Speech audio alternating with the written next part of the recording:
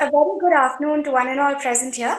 On behalf of CMR University School of Legal Studies, I would like to first extend a hearty welcome to our speaker for today, Dr. Sandeep Shastri, for the webinar on the National Education Policy of 2020. To begin with, I would like to request the members of the faculty and the student audience to please switch off your videos and mute your audios for the duration of this session. Further, if there are any questions that you would like to put forth to the speaker, please leave the same in the chat box and they will be addressed at the end of the talk in an interactive session.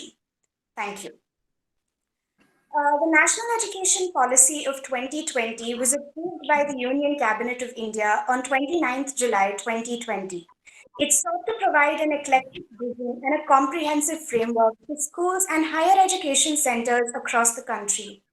The policy was introduced in an attempt to replace the erstwhile National Policy on Education of 1986.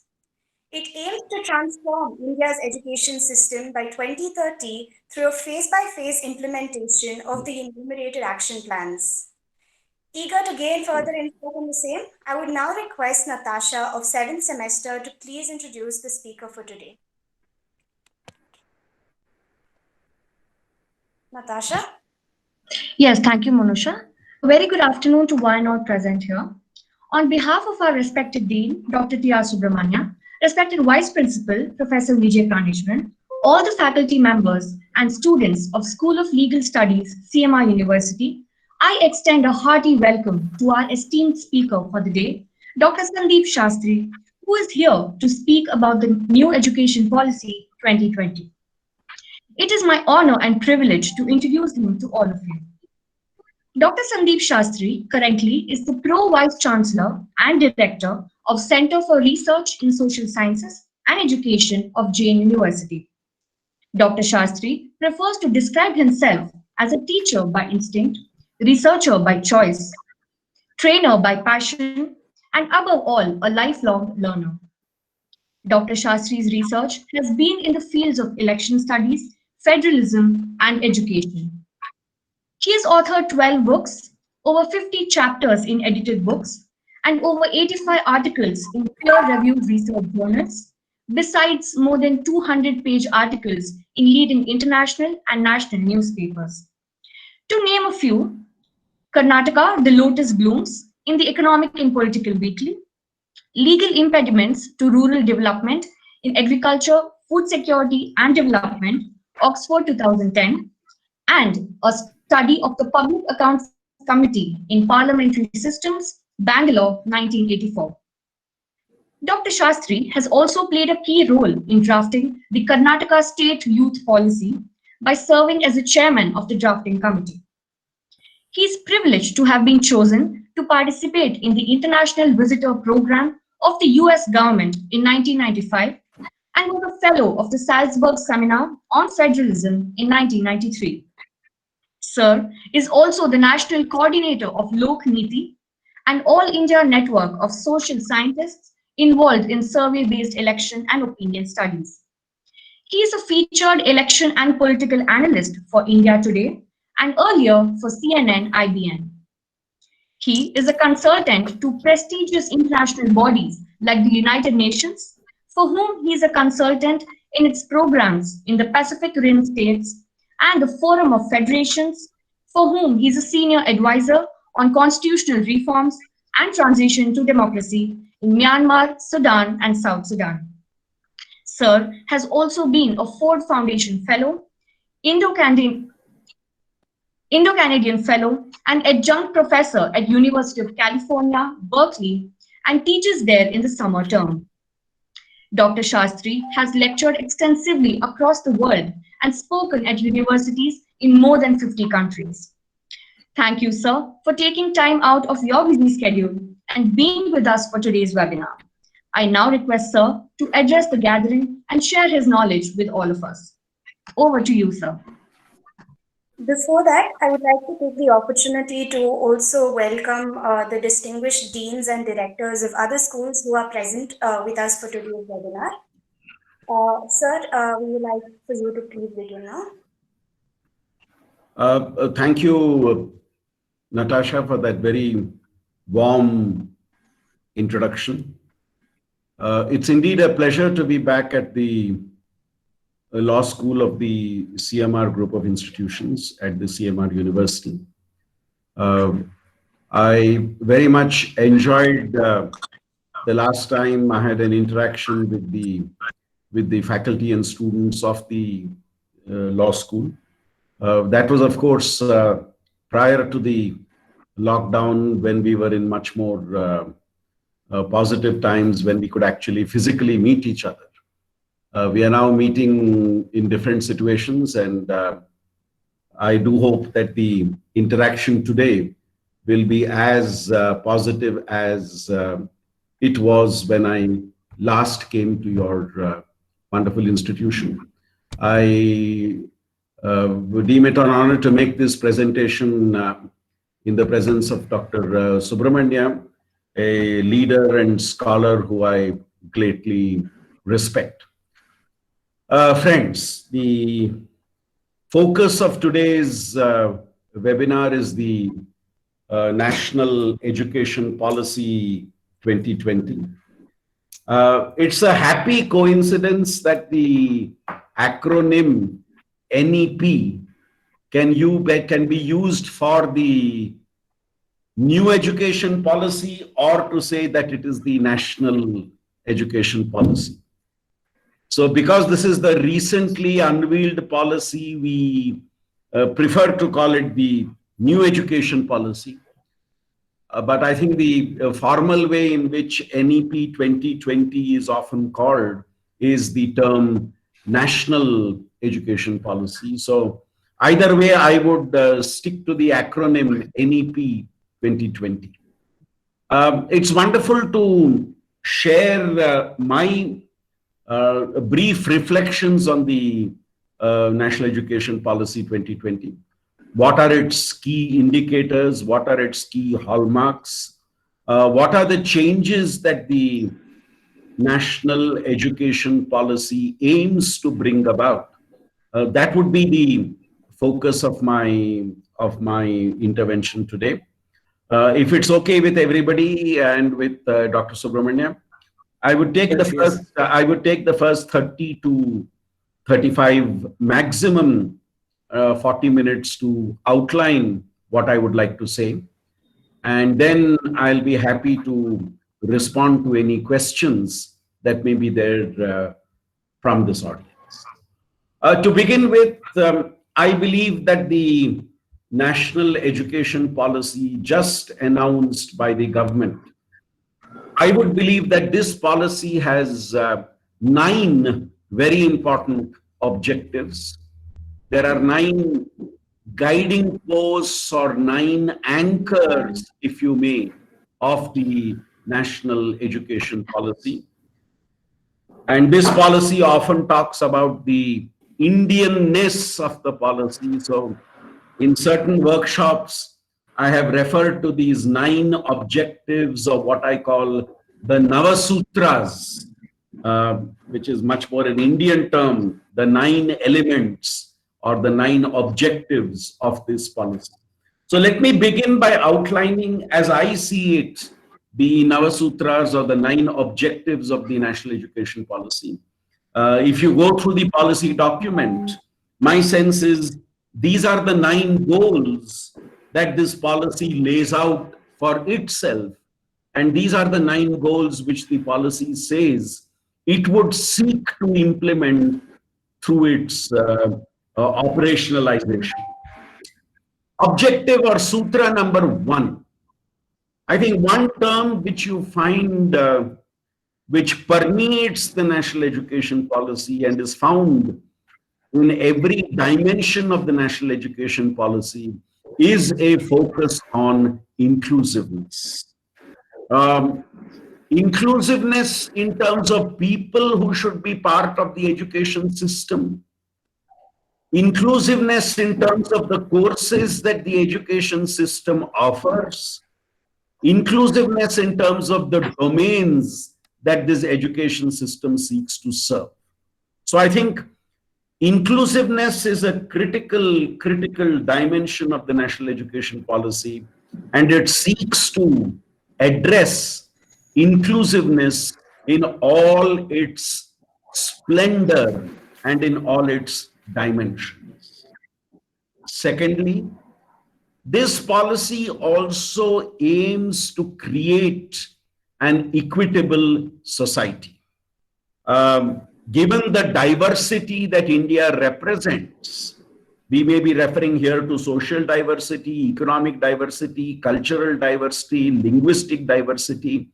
The national education policy aims at catering to this diversity, aims at doing justice to this diversity that the country represents, and hopes to represent in important ways the diversity that this country has within it, and therefore equitability is its second feature for me.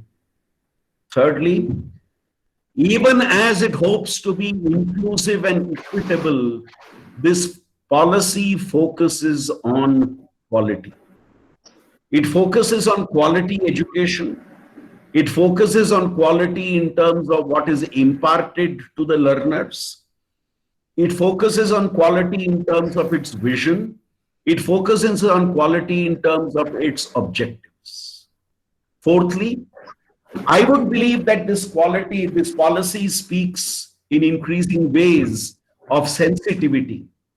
Sensitivity to the needs of different stakeholders, sensitivity to the aspirations of different stakeholders, sensitivity to the expectations of different stakeholders. So I would believe a fourth objective of this policy is sensitivity. Objective number 5, which comes out very strongly in the policy, is the interdisciplinarity of the policy. Now, one thing that the national education policy clearly says is that for too long has education in India been divided into very, very narrow disciplinary walls.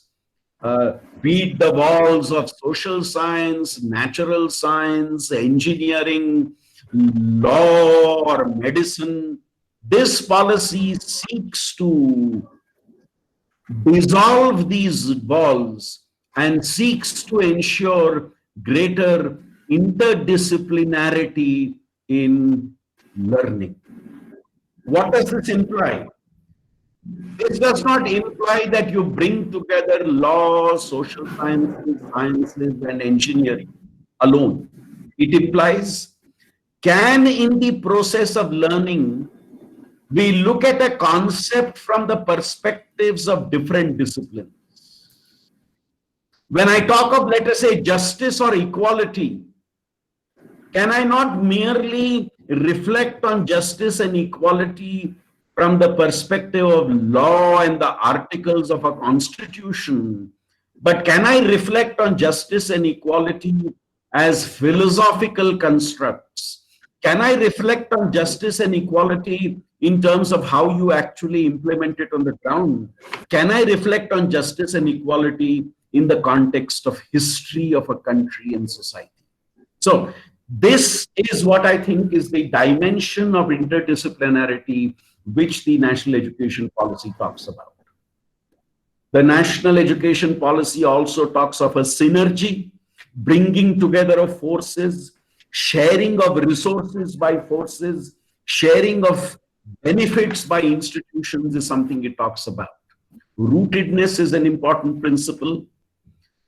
Not being obsessed by Western paradigms, Western practices, Eurocentric approaches, but focus much more on the Indian reality. So the rootedness which this policy seeks to invoke is also very, very specific.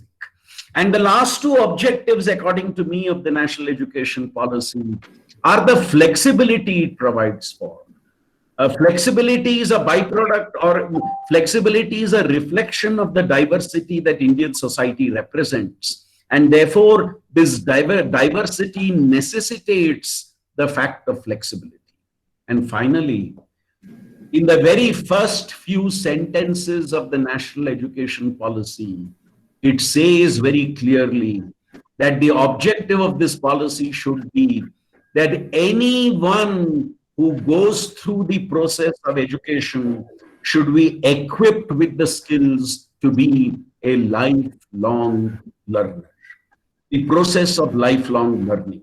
I know Professor Subramania has spent many years in the field of law and law education. But even after all these years in law education, I know Professor Subramania still says that he is a learner and is today also grappling with and grasping the niceties of what constitutes the law. So these for me are the 9 clear sutras which the national education policy lays out, at least in terms of its objectives, or lays out at least in terms of what it plans to try and achieve. Friends, taking this discussion forward, let me come to certain specificities that the national education policy talks about. Specificity number 1. The policy talks about a focus on multidisciplinary universities. What do they mean by this? I think India has seen a trend in the last 20 years of universities focusing on a single discipline. Medicine-based universities, engineering-focused universities, even law-focused universities. What the policy says is a genuine university, as the word itself indicates, university. A university necessarily must be multidisciplinary. So what the new national education policy says is, it aims at ensuring that universities in India are multidisciplinary and are not limiting themselves to a particular or a specific domain. Secondly, we had a mind-boggling variety in terms of the types of universities we have in this country. We have talked about state universities, central universities, private universities, public universities, deemed universities, special status universities, and whatnot. We had a multiplicity of university categories. The national education policy now says we should, in the long run, have only a threefold classification of higher education institutions. Across the board, there should be only 3 types of higher education institutions. Number 1, research-intensive universities, which also do teaching. Secondly, teaching-intensive universities, which also do some research. And finally, autonomous colleges. What the new policy does is it wants to do away with the system of affiliating universities. Many of you may know this, that the 3 big public universities in Bangalore, the Bangalore University, the Bangalore City University, and the Bangalore North University, each of these universities have more than 300 to 350 affiliating colleges. In the long run, the national education policy wants to do away with that and wants in the long run, and by long run I mean at least by 2030, 2035, the national education policy hopes that colleges will be transformed into autonomous institutions, will be transformed into autonomous degree-giving institutions. And universities will largely be either research-intensive universities or teaching-intensive universities. Now, on the face of it, I am quite gladdened by this classification. On the face of it, I am quite excited about this threefold test. But I have a slight apprehension in my mind, which I'd like to share with this audience, which is, will this new threefold classification we are talking of Indian universities result in a new hierarchy system within Indian universities? Or to use Indian terms, will this result in a new caste system in education? At the top being the research-intensive universities, then being the teaching-intensive universities, and then somewhere way below being the autonomous colleges. Now, this is my fear. When funding agencies grant funds, would they prioritize research-intensive universities? Will we look at these three institutions from different lenses? Will we think that the research-intensive universities are the cream of the university system, the best in the university system? My hope is that should not happen. But my fear is, given the way in India hierarchies continue, and given the way in India we would like to do gradations of what we have, are we likely to see this threefold classification as becoming a new hierarchy within higher education? Friends, if that were to happen, I think it's a very sad day in the higher education system, and would, for me at least, defeat the very purpose of NEP 2020. Taking the discussion forward, let me move to the two other themes I'd like to talk about as part of this particular slide. A term that is used very frequently in the National Education Policy 2020 is, we shall have light but tight regulations. Now, one of the challenges today in the education system is, we seem to have too many regulations and there is very little autonomy given to institutions to be able to manage. What the NEP 2020 says is, regulation will be light and accountability will be tight, that we will make it light but tight. Now, for me, light but tight is a wonderful, wonderful idea. But as students of law, I would want you to consider the question, how light, where tight? How do you decide what is going to be light? And how do you decide what constitutes light? Because what is light for you may be very tight for me. And what may be tight from your perspective may be very light from my perspective. So how light, and what dimensions, what domains, what issues, and what ways will you make things tight? So light but tight is a great slogan to use.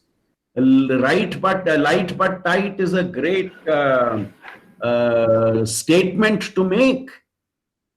But how do you operationalize that is a huge, huge concern that I have.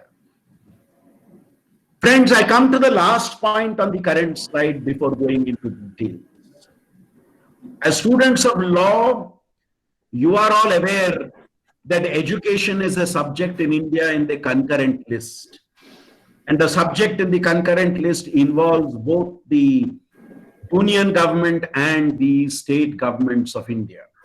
Now, I would have been much, much happier if the National Education Policy Committee, the committee which drafted the National Education Policy, had actually been much more representative of the union and the states. Today, if you look back at the National Education Policy Committee, it consisted of some wonderful minds. There is no shadow of doubt about that. Dr. Kasturi Rangan, the chairman of this committee, is one of the most distinguished scientists that this country has had. But where is the challenge?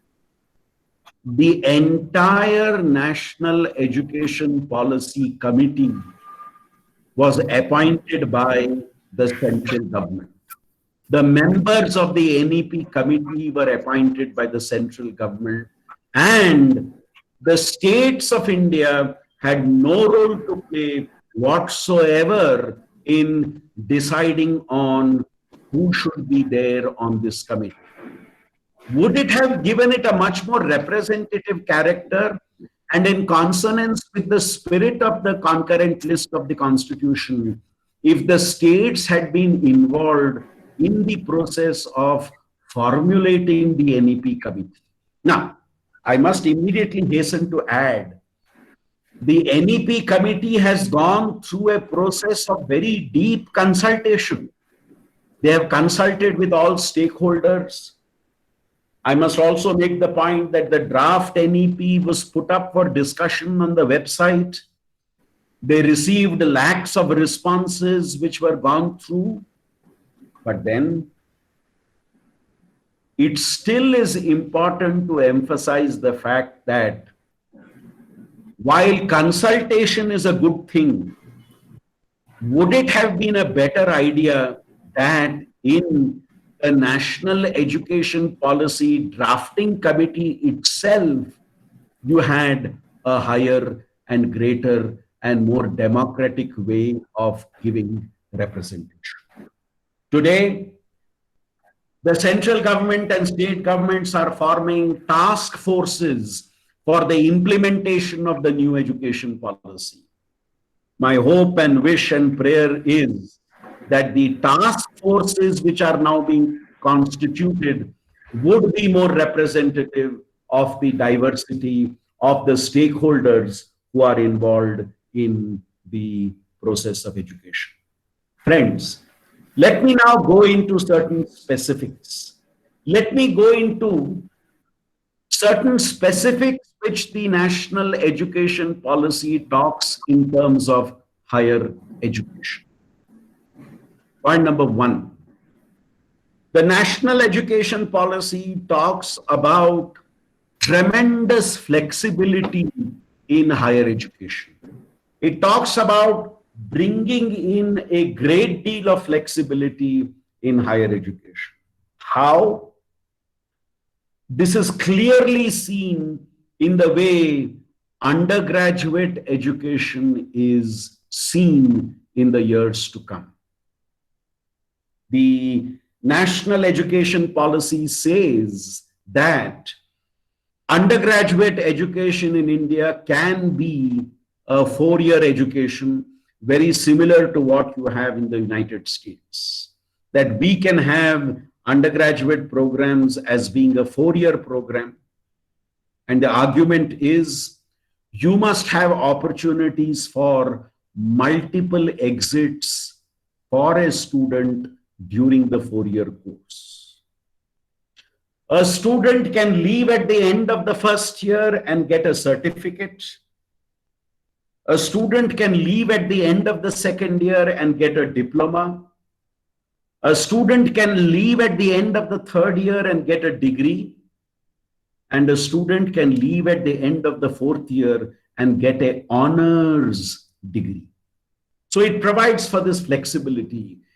It provides for what they call a credit bank with every student who can keep accumulating in his or her credit bank the credits that they have achieved and keep coming in and out of the education system, work for a few years, come and study, work for a few years. That is envisaged for undergraduate education, which is very similar to what they have today in the United States of America. But friends, I have a question. This 4-year provision for an exit every year during the 4 years, how relevant, how suitable, how adaptable is it to the Indian socio-economic and cultural situation is my question. As many of you know, by the time we enter into education, into undergraduate education, people are around 18 years old. In the United States, once you are 18, you are on your own. You don't stay at your family home, but you move out of your family home. In the United States, in most families, unless you belong to a very rich business family, in most families, once you are 18, you take care of your own education. You pay for your education. And therefore, in the United States, it's very common that a boy or a girl works for some years, saves money, and then goes and studies, or studies for a year or two. If their financial situation requires them to go out and work for some time, they work and then come back to their studies. Now, let's shift to the Indian socio-cultural and our situation. In India, an undergraduate, more often than not, is funded by their family, by their parents for higher education. The socio-cultural norm in India would be complete your education and then look for a job. If you ask a typical middle-class family, a middle-class family would say, education is important, complete your education, complete your entire education. We will look after your entire education, then you take up a job. So what I'm asking, friends, is, are we adopting a Western paradigm into our system, given the fact that our socio-cultural realities are very different from the West? So are we trying to put in a square peg in a round hole, is my question. Are we trying to implement what theoretically looks wonderful, multiple exits at the end of a year, maybe? That's a wonderful concept. But does it fit into the Indian socio-economic and cultural reality, is my question. Now, taking this forward, the National Education Policy talks extensively about postgraduate education. The National Education Policy says postgraduate education must be essentially research-based. It must be research-based. Today, unfortunately, in most postgraduate education has very little elements of research. Postgraduate education is again classroom-based learning to a very large extent. The National Education Policy hopes to change this and hopes to make postgraduate education research-oriented. And once you bring in the 4-year undergraduation, the post-graduation for all those who have done a 4-year undergraduation, the post-graduation will be 1 year. And for somebody who has done undergraduation of 3 years, the post-graduation will be 2 years. And if the post-graduation is 2 years, the expectation is at least 1 year of that post-graduation will be wholly research intensive and research oriented. The National Education Policy places a huge premium on BVoc or B-vocational courses. If you read the policy, it says, by the time a student completes the 12th grade, the education up till the 12th grade should have provided for the skill sets to be honed by the learner. And the hope of the National Education Policy is that at least 50% of the learners will opt for BVOC courses. The hope is that BVOC courses will be taken by at least 50% of the learners, so that, again, the policy says that if 50% of the learners take BVOC courses, the hope is by 2035, the gross enrollment ratio in higher education should move up from the present 26.3% to 50%. So a very, very great and special focus on BVOC courses. My last 2 points on this slide. The national education policy provides for the creation of a national research foundation. This is also something which has been inspired by what has happened in the United States and Europe. In most countries of Europe and the United States, there is a national research foundation to fund and oversee research. This is thought of in the Indian context also, that we should have a national research foundation to fund research. Now, if you read the NEP 2020 closely, the National Research Foundation is required to coordinate 3 tasks. Firstly, the National Research Foundation will fund research. Secondly, the National Research Foundation will liaise with different funding agencies. It will be a liaison foundation to relate to other funding agencies. And third, the National Research Foundation will recognize and honor good research being done by researchers. So there is a threefold purpose that the National Research Foundation has. Now, I have 2 points to make on the National Research Foundation. While it's a laudable idea, I would add 2 more points. Critical will be, how do you appoint the members of the National Research Foundation? Who will appoint the members of the National Research Foundation? Will there be a broad-based process of appointing of the members of the National Research Foundation?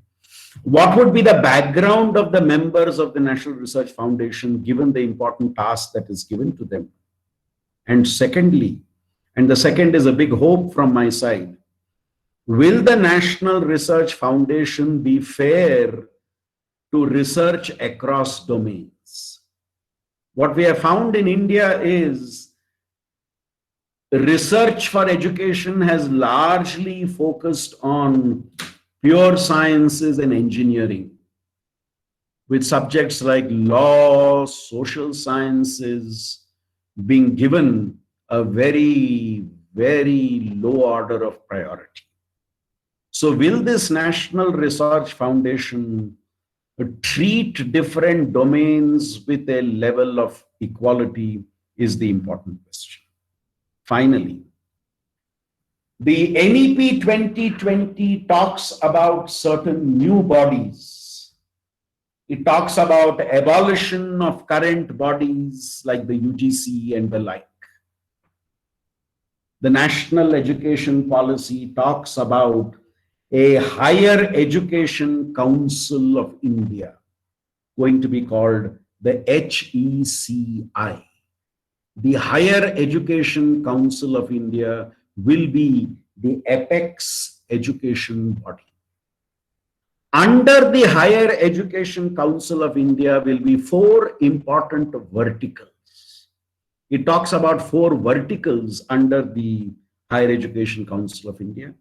One vertical will be the National Higher Education Regulatory Council, which is called HERC, the National Higher Education Regulatory Council, which will be somewhat like what is today's UGC. A National Accreditation Council, or an NAC, which will be very similar to what is today called NACC, national, what is called NAAC, National Accreditation, and the council which is already today there, it is being rechristened as NAC. They want to create a third vertical which looks after funding, which will be called the Higher Education Grants Council, or HEGC, the Higher Education Grants Council, which will look after the funding for higher education institutions. And finally, a General Education Council. And this General Education Council will oversee also all these professional standard bodies. We had a plethora of such bodies: AICTE, Bar Council of India, the Medical Council of India. We had a range of bodies. Now, these bodies which set the professional standards would work under the overarching guidance of the General Education Council. Now, I, for one, am quite appreciative of this new structure of a Higher Education Council of India and 4 verticals below that. But having spent close to 4 decades in higher education, I have a question. Will it be easy to sidetrack the existing educational bodies? Will it be easy to undo the UGC and other bodies as they exist today, many of whom have a legal framework?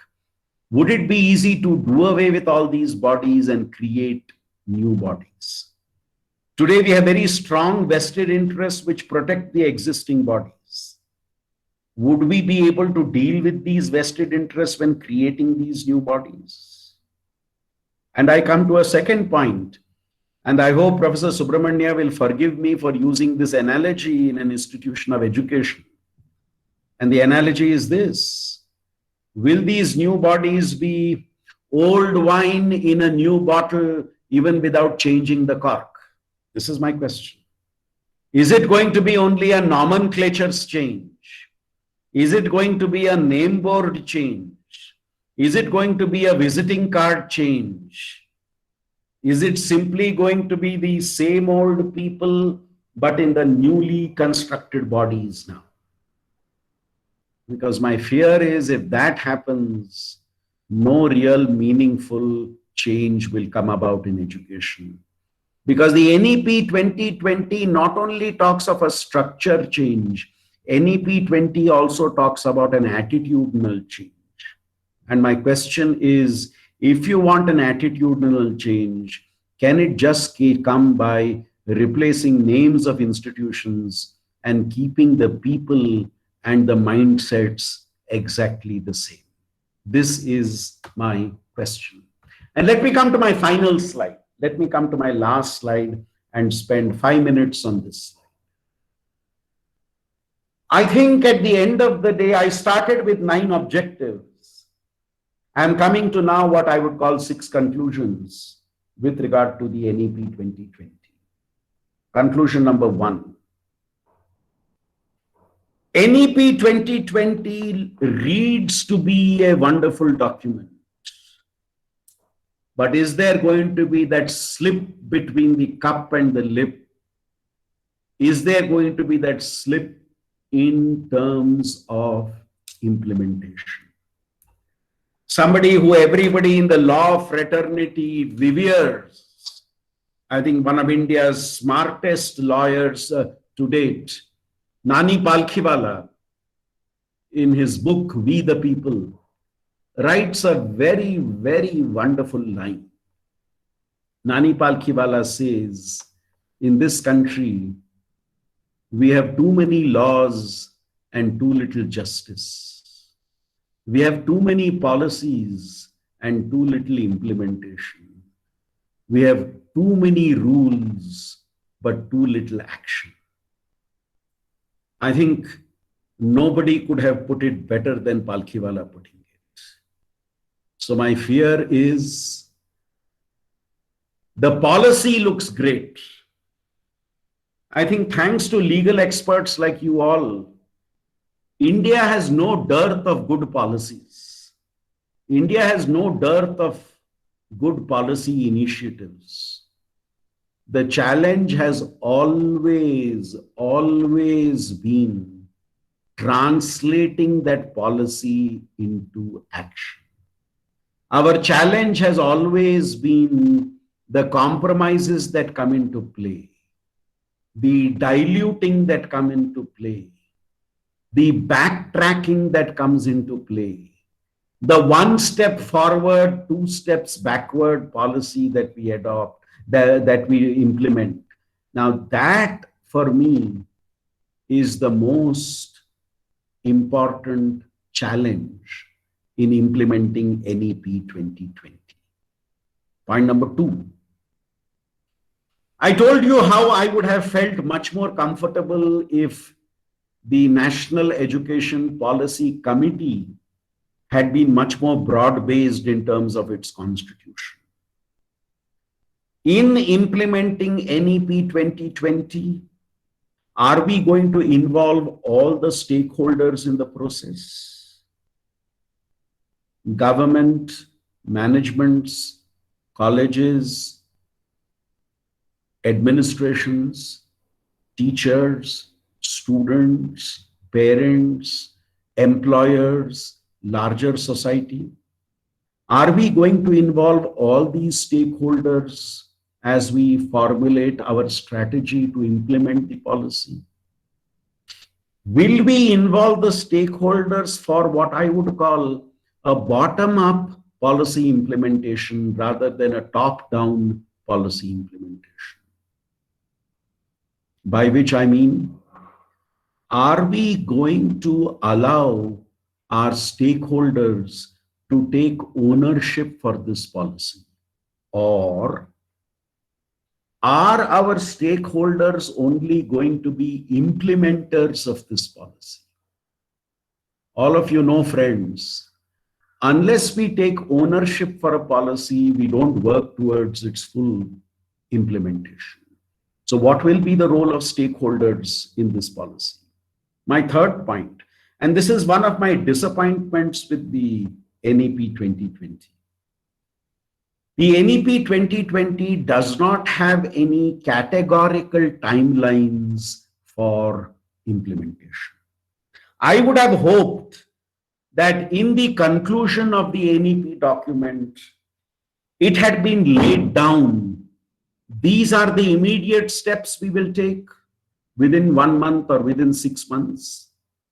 These are the short-term steps we will take within 1 to 2 years.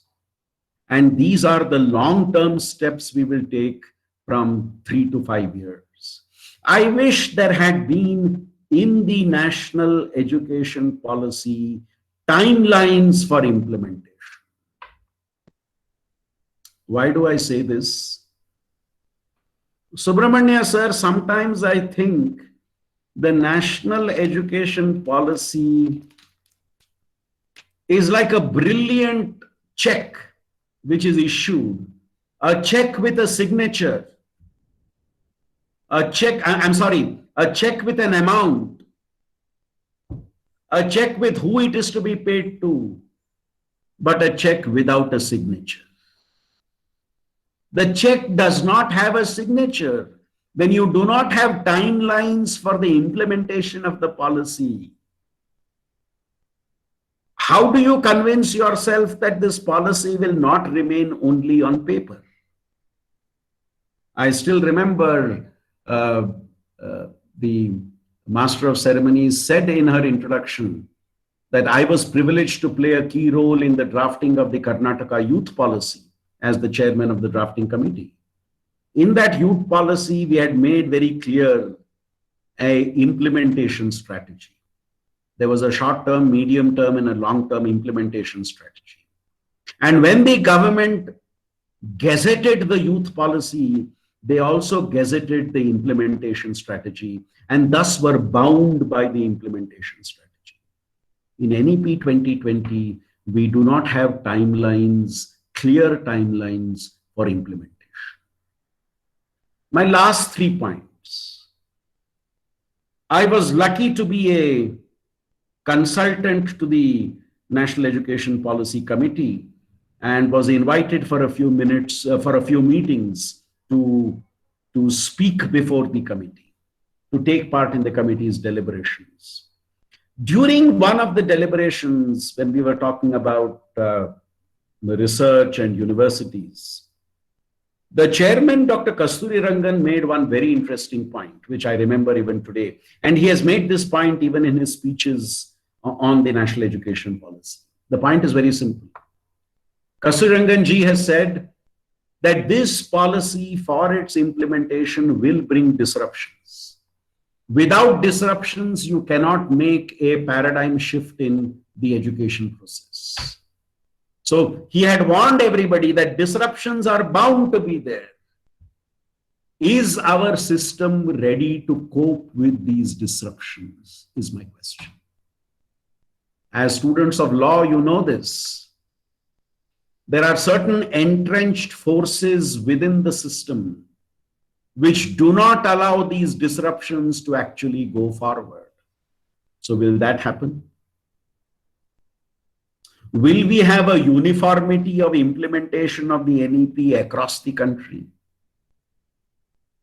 Or will political preferences trump the implementation of NEP 2020? Will we have uniformity?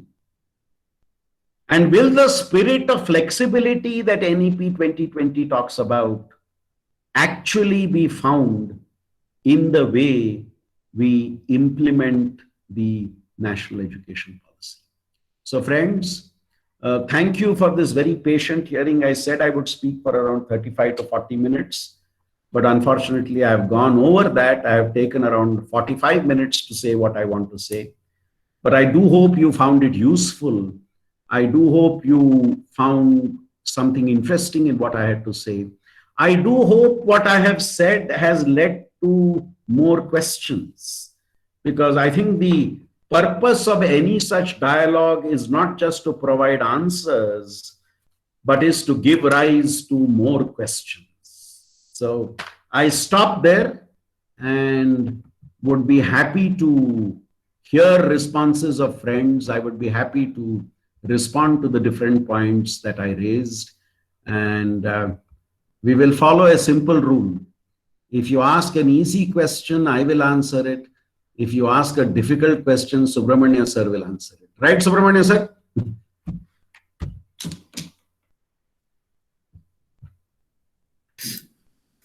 Yeah. Thank you. Yeah. Questions? Thank you, sir, for that very insightful question. And it's given us a very holistic view of the entire policy that's come into place and have no doubt been very thought-provoking. I now invite questions from the audience. You may please put the questions in the chat box.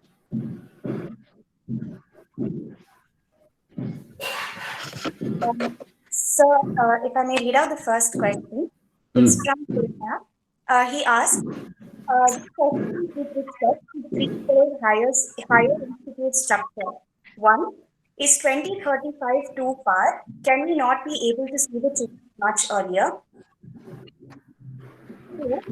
Will there be a public and private university bifurcation among the three-folds, or will only the autonomous universities be private, while the other two remain public? It might be the structure of the same. Yeah. Thank you, Chinmaya, for that question. How far is too far? I don't know. This is a very difficult question to look at. How far is too far?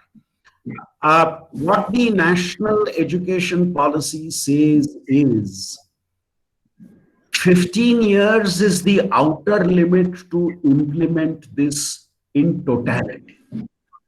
See, why do they say 2035 is the outer limit? It's because this does not mean that you implement it only in 2035. The national education policy mandates that you begin the implementation immediately. You begin the implementation immediately. But the completion of the process of implementation should be by 2030. And why have they given this 15 years time? Some people argue that there needs to be an element of preparation. We have been so used to our affiliating system that for a college to move to a autonomous institution, there is a lot of preparedness in terms of both structures, in terms of organization, and in terms of attitudes which is needed, in terms of capacity which is needed. So one reason why they have put 2035 as the outer limit for completion is ensuring a level of preparedness in institutions to move towards the implementation of this three-tier or threefold structure. On your second question, Chinmaya, no, you could have research intensive or teaching intensive universities, which would be both public and private. You could have autonomous colleges, which could be both public and private. Now, what the National Education Policy does is, it does away with the classification in higher education between private institutions and public institutions. It clearly says we are going to have only a three-fold classification now, which will be research intensive, teaching intensive, and autonomous colleges. And you could have public and private in all the three. You could have research intensive universities which are private. You could have teaching institutions in teaching intensive universities which are both public and private. And you could have autonomous colleges which are both government and private. So I think this private public distinction in terms of ownership of the institution is not going to be a factor in classification. In the long run, classification will simply be research intensive, teaching intensive, and autonomous colleges. Thank you, sir. I would like to, there's another question from Anshika Vishwan. She asks, in times of financial crisis, what would be the purpose of vocational education?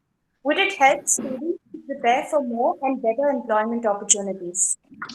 Now, Anshika, if you are referring to the present pandemic situation we have and the shrinking employment opportunities, my response to that, Anshika, is, for me, don't look at the pandemic as a default phase. This is not the default option. This is a temporary phase, which we are going to hopefully come out of. Don't ask me when, but hopefully we will come out of it soon.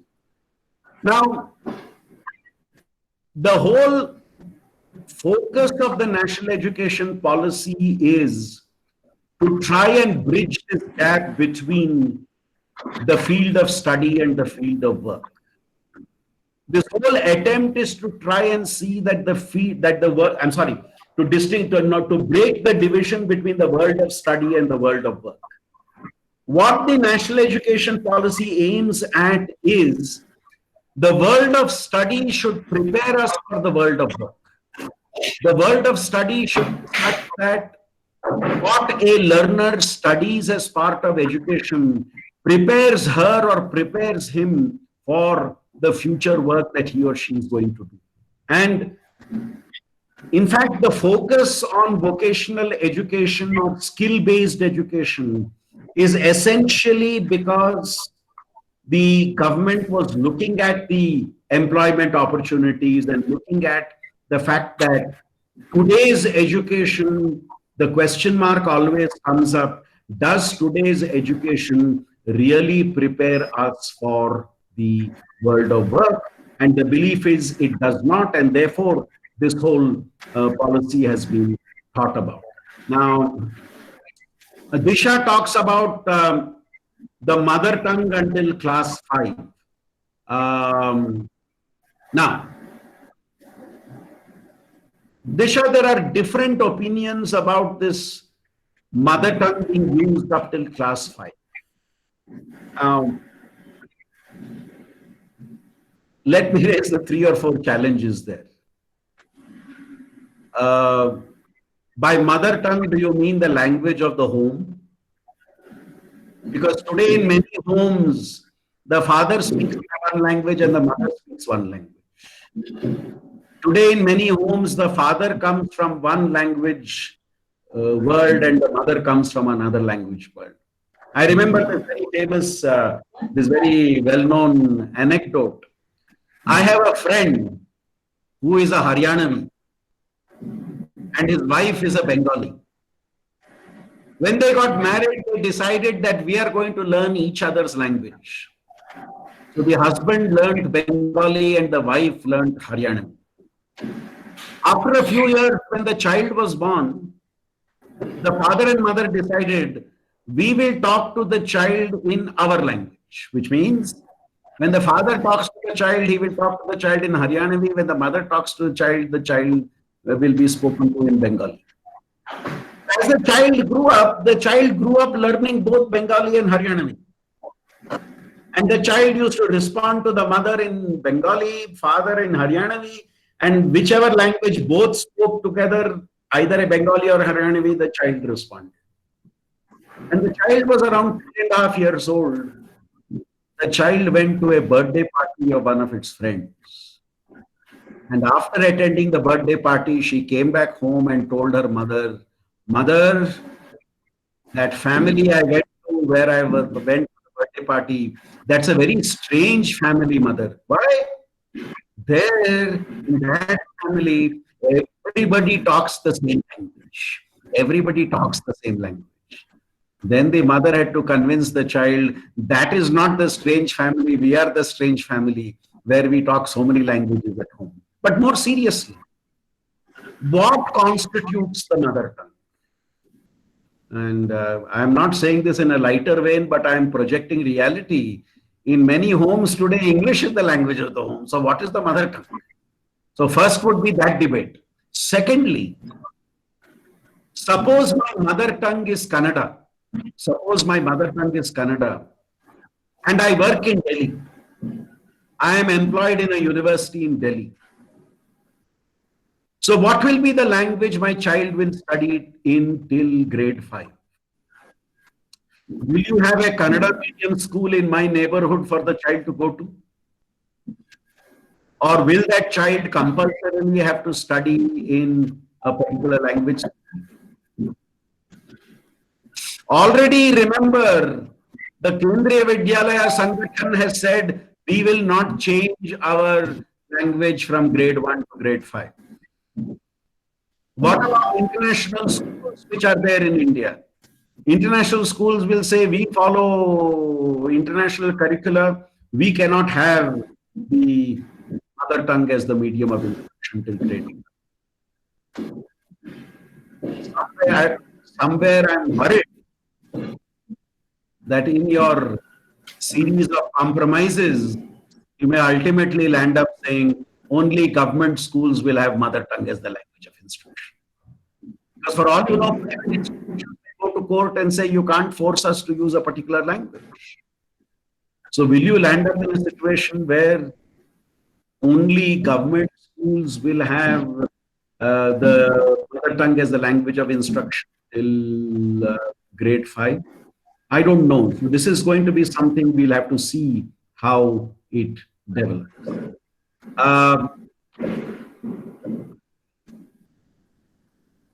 Now, there is also talk about the 3-language formula. You see, I'm one of those who strongly advocates the 3-language formula. Your mother tongue, English, and Hindi. Mother tongue, Hindi, and English. I am one of those who strongly believes in that.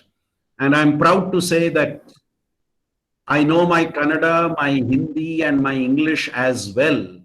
And I can speak and write in all the 3 languages equally well. And I'm proud of that. But my question is, and I wrote this 2 weeks back in the newspaper. If any of you are familiar with Kannada, I wrote this 2 weeks back in the Prajavani. I also wrote it, of course, in English subsequently because there was a demand for it. My question was this.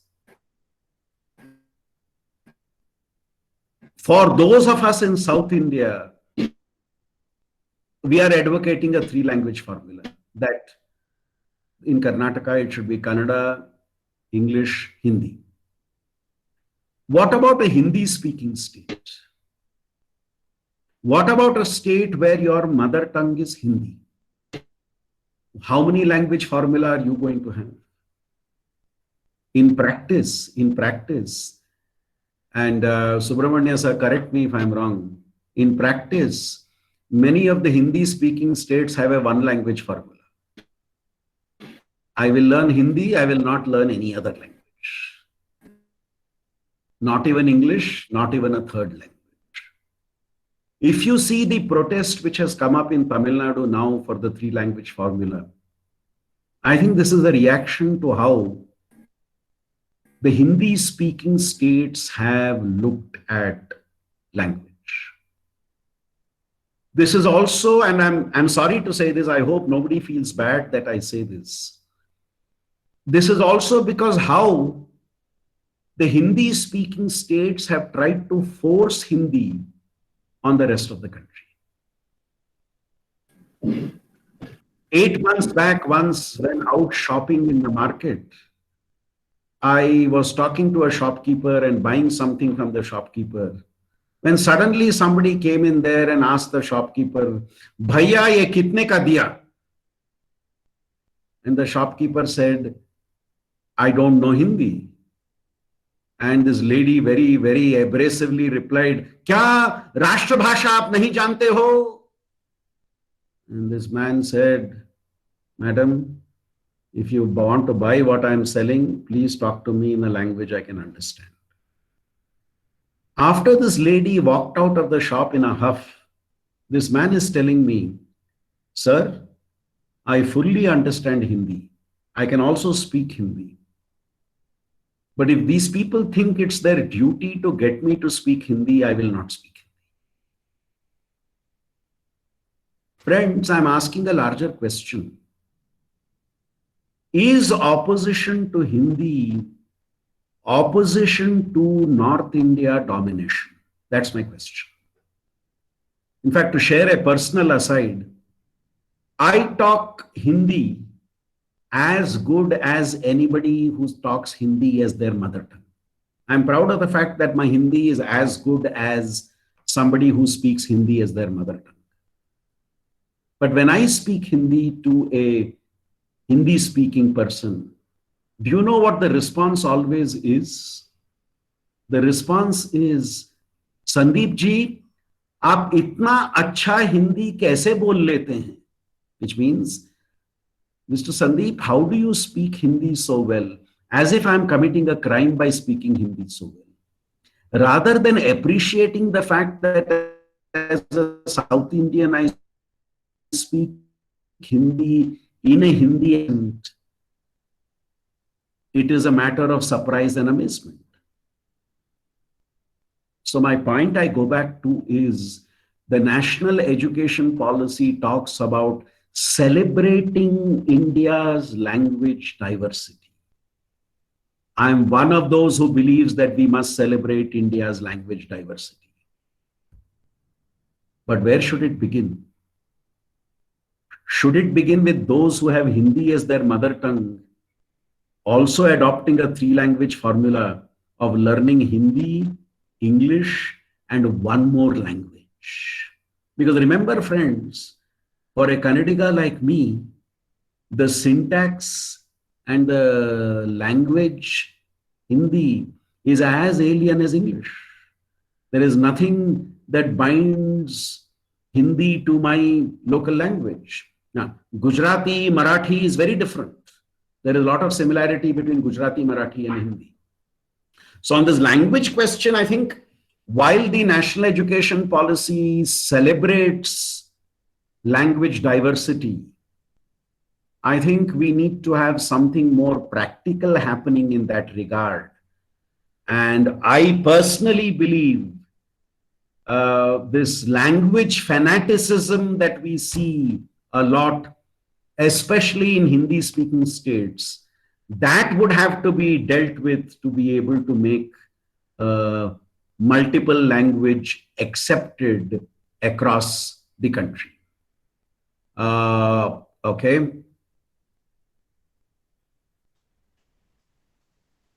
Okay, I'm willing to respond to any other questions that may be there. If anybody wants to unmute and ask me a question, I would request the organizers to permit that. Sure, sir. If any faculty members want to ask questions, I'll be happy to respond to that.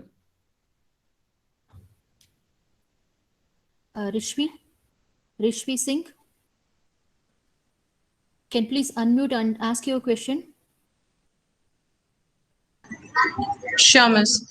Good afternoon, sir. I'm Rishvi Good from afternoon. BLLB, CMR School of Language Studies. So my question is that are these dynamic changes that are being made in the new education policy in line with the more traditionalist skill sets that are required for various jobs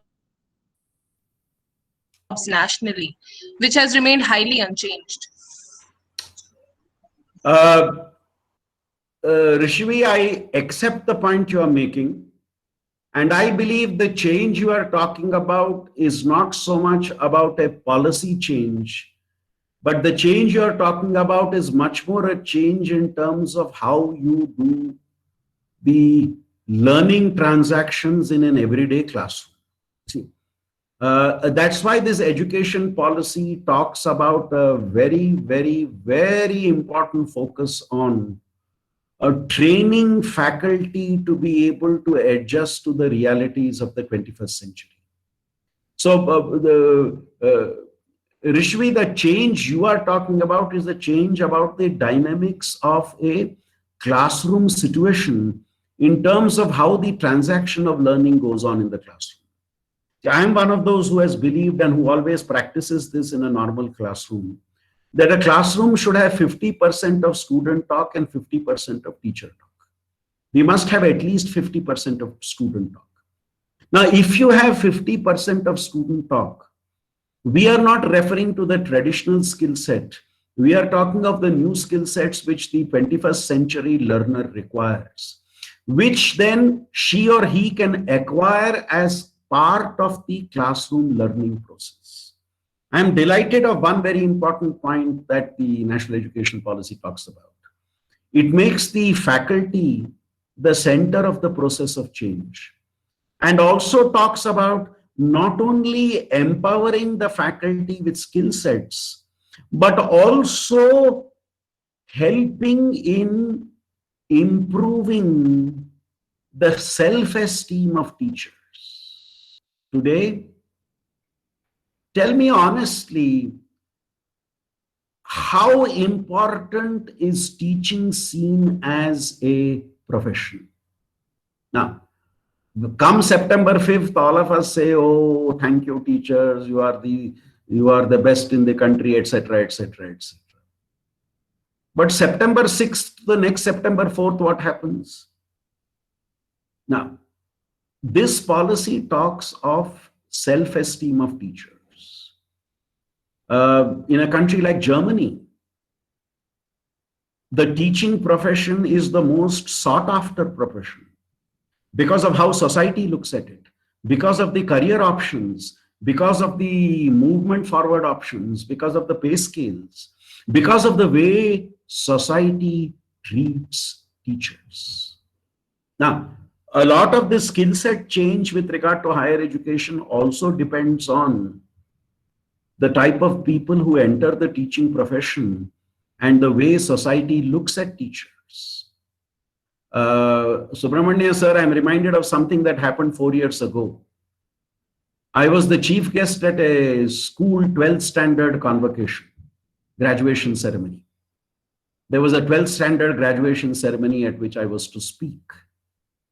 I was lucky that before I spoke, one of the parents spoke.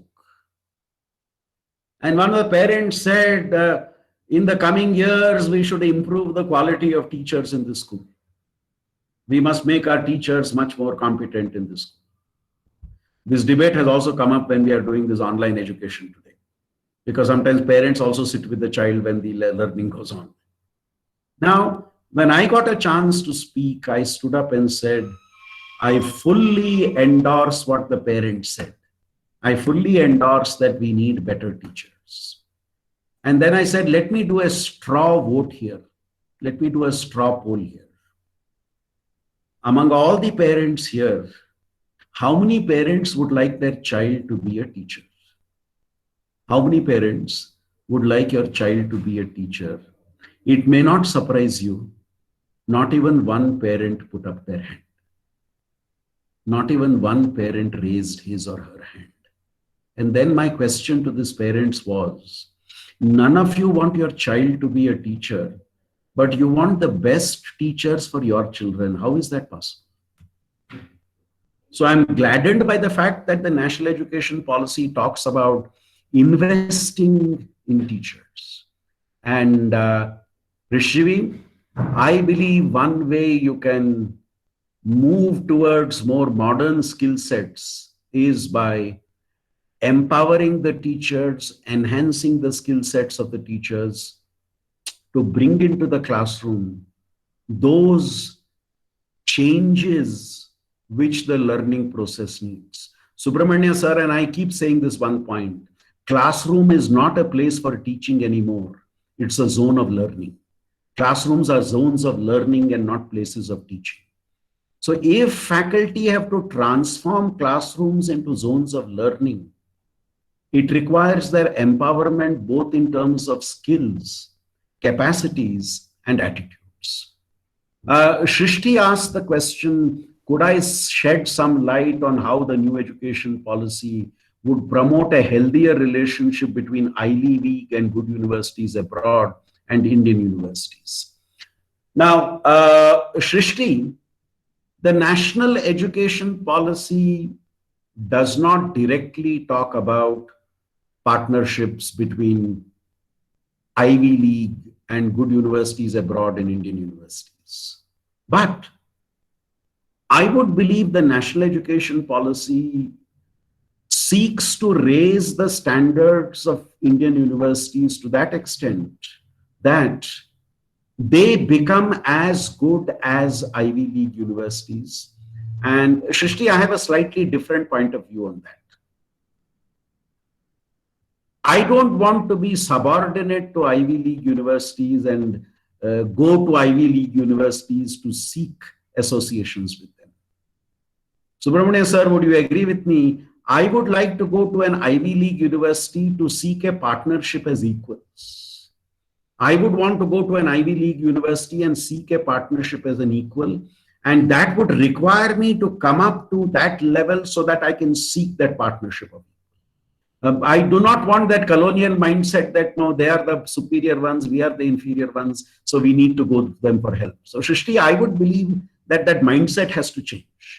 We need to raise the standards of Indian university systems so that we are over time on par with them and not seek a cooperation with them to help us reach where they are. For me, that would not be the approach I would like to adopt to be able to improve the quality of the Indian education system.